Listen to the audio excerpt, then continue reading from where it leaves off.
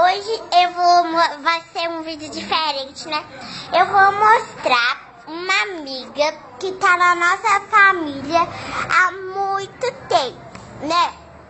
Bom, eu vou contar uma pequena historinha, né? Ah, pessoal, um pouquinho voltando atrás, né? Esse é o canal Histórias e Brincadeiras. Então, voltando mais pra frente, né? Bom, eu vou contar a historinha, como eu disse. Então, a gente tava passando pela rua e viu ela com uma amiga dela, com a irmã dela. Aí meu irmão, eu fui pegar uma, né? Eu fui lá perto delas, quer dizer, uma delas correu, eu não sei porquê. E ela correu, e a outra foi e ficou. Aí meu irmão foi e pegou ela. Bom,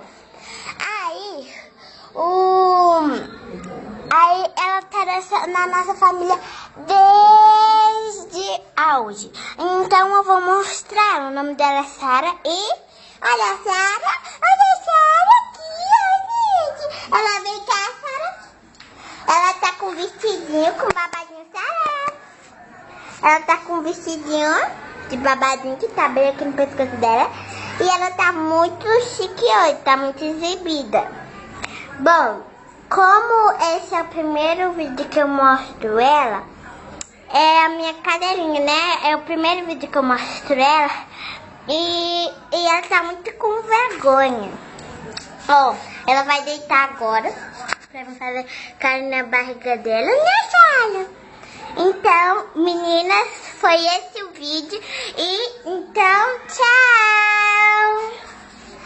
Tchau, meninos! Espero que vocês tenham gostado e clique aqui em gostei. Beijinhos. Beijinhos, menina, desculpa.